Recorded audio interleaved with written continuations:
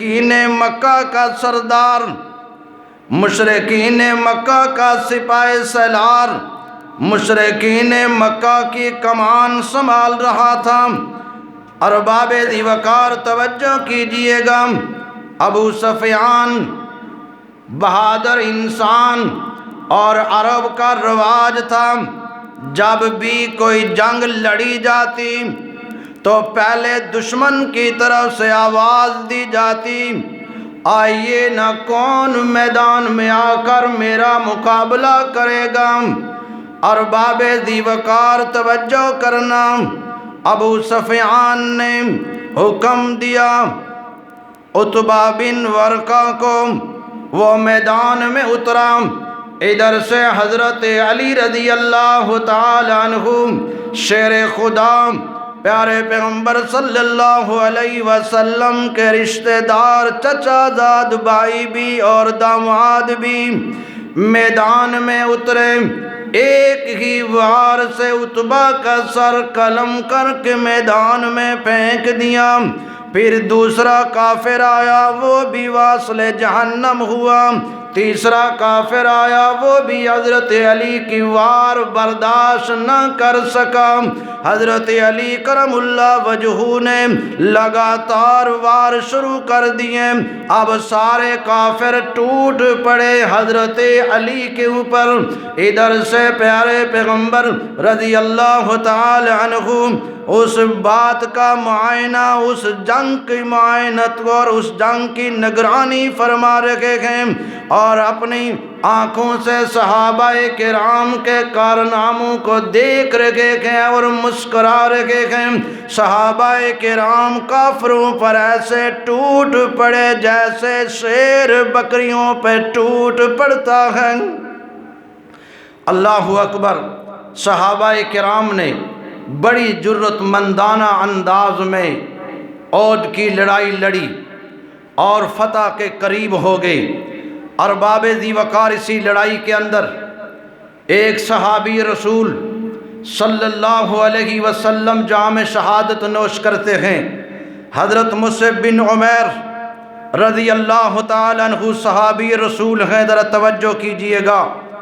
یہ وہ صحابی رسول ہیں کہ جب رسول اللہ صلی اللہ علیہ وسلم کا کلمہ پڑھتے ہیں، کلمہ پڑھنے کے بعد مسلمان ہو گئے، یہ شہزادے کی طرح زندگی گزار رہے تھے، اعلیٰ محلات میں زندگی گزارتے تھے۔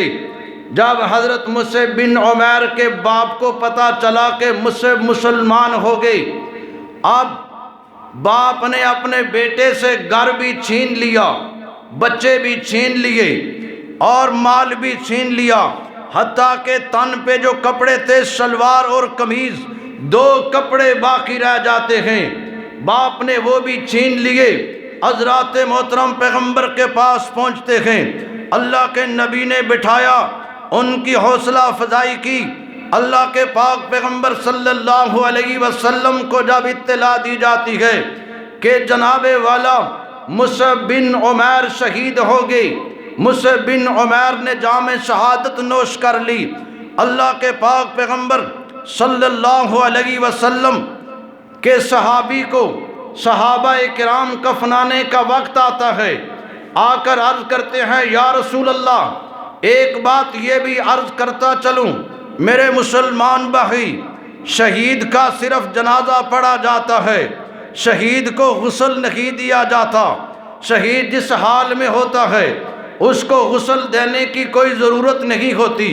حضرت مصعب بن عمیر رضی اللہ تعالیٰ عنہ کا قد لمبا تھا اور ان کے لیے کفن کی دو چادریں لائی گئیں۔ صحابہ کرام نے آ کر عرض کی یا رسول اللہ صلی اللہ علیہ وسلم، مصعب بن عمیر کو کفن پورا نہیں آتا۔ اللہ کے نبی نے ارشاد فرمایا کتنا کفن ہے؟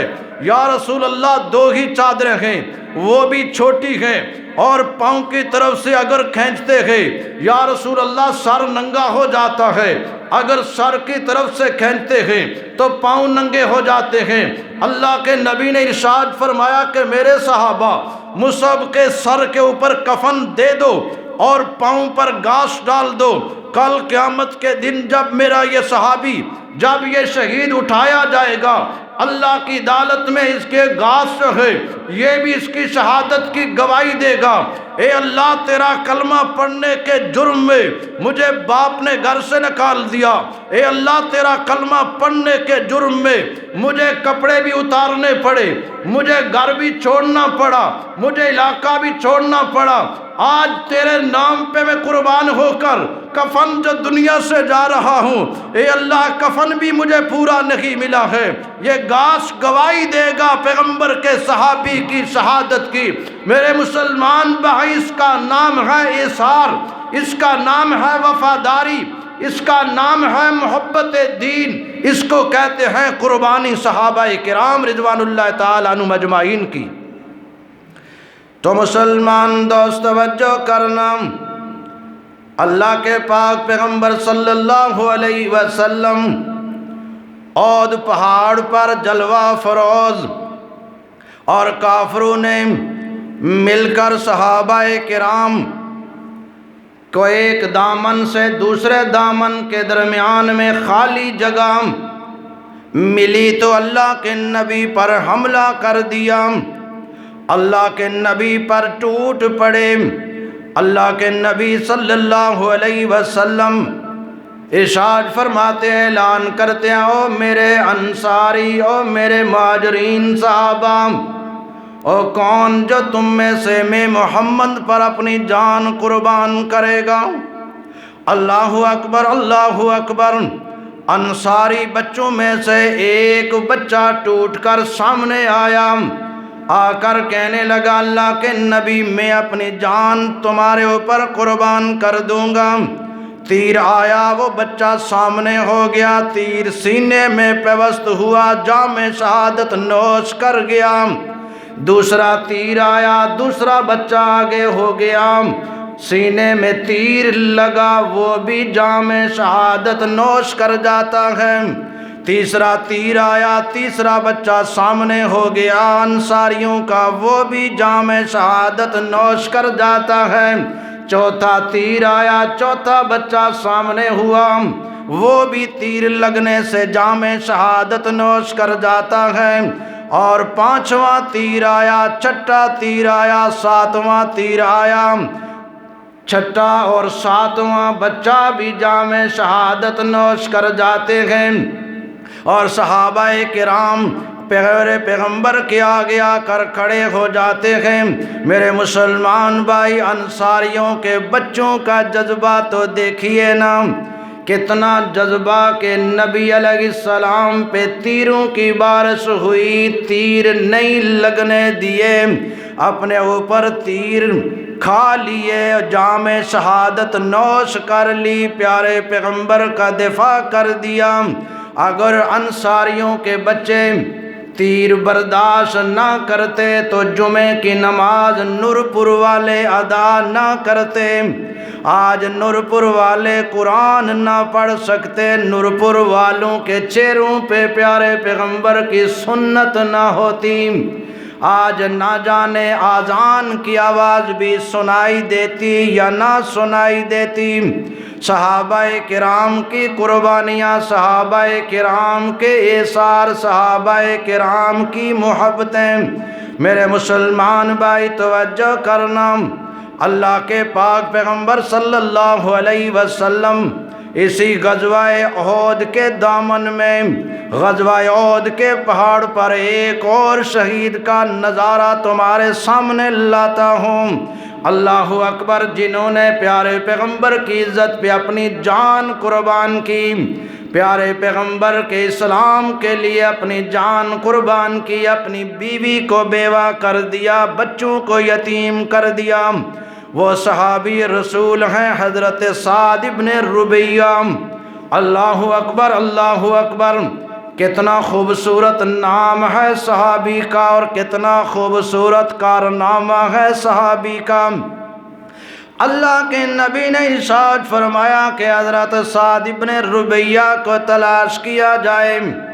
سعد ابن ربیہ کو لاشوں میں ٹٹولا گیا، نہ ملے، زخموں میں تلاش کیا تو زخموں کے اندر لت پت ایک مشکیزے والا صاحب جو زخمیوں کو پانی پلایا کرتا تھا، مشکیزہ پانی کا اس کے کندھے پر، اور جب حضرت سعد بن ربیہ کے قریب ہوا، سعد بن ربیہ اس کو آواز دے کر کہتے ہیں کہ میاں میری بات تو سنو۔